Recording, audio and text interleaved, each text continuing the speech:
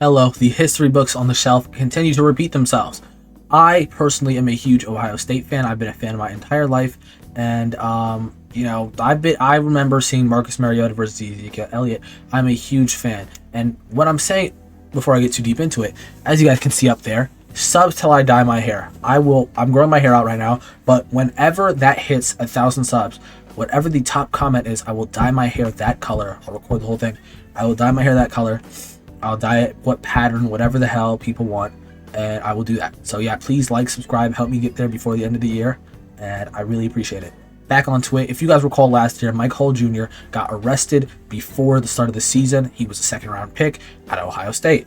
Now it falls to Quishon Judkins, second-round pick out of Ohio State. He commits assault and battery in Broward County, Florida, and he is currently under arrest. I love this kid. He was amazing for us last year. In my opinion, the MVP of the Natty. He had an amazing season, and I really like this kid. And I don't like this. I believe in these stories. I believe he will be the next Nick Chubb. I believe all this, and to see him almost, I don't know if this is correct, like we just saw a little bit ago, Xavier Worthy throwing away his career, quote unquote, and then we find out 2 days later he was not the person who committed the crime. He was the one who the crime was committed on. Things like this happen all the time. People get accused of things that they didn't do, and I think we should look very closely at things like assault and battery, domestic cases, all this stuff we should pay attention to, because these are the ones where it's a lot out for money, like the Xavier Worthy one. Found out she was going to get broken up with after cheating, so then she wanted to get money out of it. That was her whole goal there. You know what I mean? And I don't know what this is, but I think we should look at it from both sides. I'm seeing a lot of people saying his career's over, his career's done, this, that. Mike Hall Jr. is playing in the league. Clearly, whatever happens, bro, there's always a time. Henry Ruggs is going to get out in a year, and people saying that he might get signed instantly.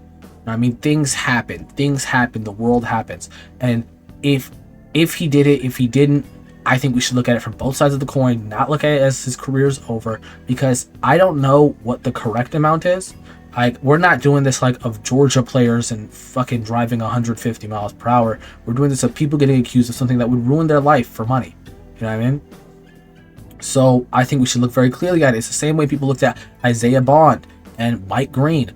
Mike Green had a great season, 17 sacks, but he had to switch schools before because of a pending sexual assault case, now closed. Isaiah Bond, an amazing player, had a little bit of an off season though, and he had the exact same thing as Mike Green. He went undrafted instead of being a second-round pick. Things like this happen sometimes, and it's very sad to see it, because in the same way Mike Green is taken within the second round, I believe Isaiah Bond should have at least been given a chance, given a thought. You know what I mean?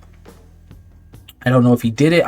there is some evidence towards him, but it's way too similar of situations to give one person no doubt and give the other person a second-round draft pick. A pretty high pick. So when I look at this, I think Judkins' career is not over. I still think there's a chance for him to be the next Nick Chubb. I still think there's a chance for him to be Nick Chubb 2.0, something better, something further. There's a chance for him to be fucking Jim Brown. You know what I mean? He can do whatever he wants. He's an amazing, stellar player, and I'm not going to let this weigh on me too hard. He does his thing. He plays well. He plays hard. He's a committed person. He gives Cardo his food every day. And yeah, hope you guys enjoyed this video. I just want to talk on it because, I love my guy Quishon Judkins. Like I said, right here, sub. You sub. Gets me towards that goal. Also, check out my Twitch. Link in the description. Hope you guys enjoyed this. Love you guys. And peace. So maybe I'm already cooked. It feel like my life a disaster. It feel like I'm cursed or trapped in a cycle of life where I never could win. I'm used to the hurt. I'm trapped in a cycle of pain where it never can end. I've been on the other side. Nobody told you to